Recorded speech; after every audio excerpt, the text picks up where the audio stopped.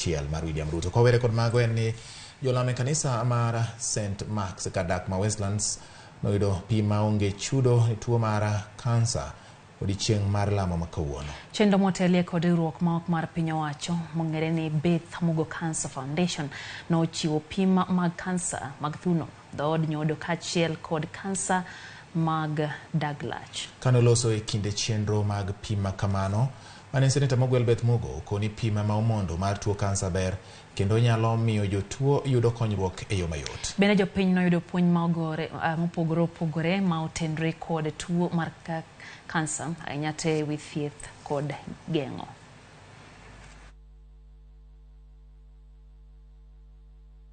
Screening is the most important thing for prevention for cancer, and of course it's better prevention than cure. And we have chosen also to go to churches. We have been in different counties in the past, and we have chosen also to do in churches, to go where the people are.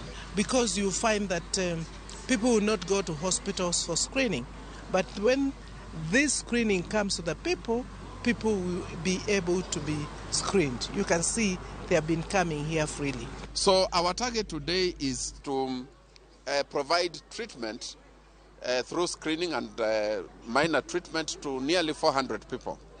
And so far, over 100 people have already been seen. We also target to get maybe 50 pints of blood by the end of today. And we think by doing that, we will have given back to what God has given us.